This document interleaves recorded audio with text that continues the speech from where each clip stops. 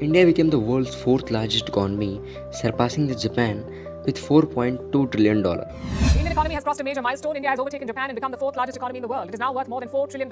Japan has been pushed to the fifth position. The announcement came over the weekend. It was made by Niti Aayog, that's the Indian government's main think tank.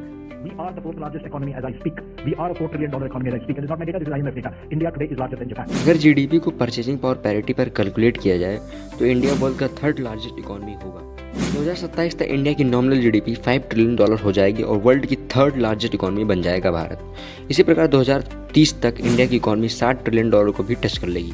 अगर हम China से compare करें तो in present China is the second largest economy in the world और 2030 तक China $33 trillion की economy बन जाएगा। हाल ही में इंडिया चाइना को पीछे छोड़कर दुनिया का cheapest labour cost provider country बन चुका है। ग्लोबल कंपनी जो कि इंडिया में इन्वेस्ट करने वाले हैं उन्हें चाइना से भी सस्ते लेबर इंडिया में मिलेंगे।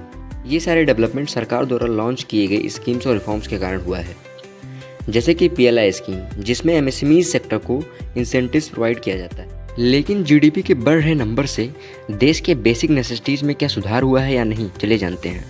इंडिया में अभी भी poverty, lack of sanitation, lack of infrastructure, unemployment जैसे प्रॉब्लम्स हैं। In world happiness index India is far behind than other countries. Even Pakistan भी हमसे ऊपर है। इन सारे प्रॉब्लम्स को टैकल करने के लिए गवर्नमेंट कई सारे रिफॉर्म्स कर चुकी है, जैसे कि रिसेंटली गवर्नमेंट ने एम्प्लॉयमेंट लिंक्ड इंसेंटिव लॉन्च किया है जिसे ELI स्कीम भी कहा जाता है, जिसमें 3.5 करोड़ यूथ को जॉब अपॉर्चुनिटीज़ मिलेंगी।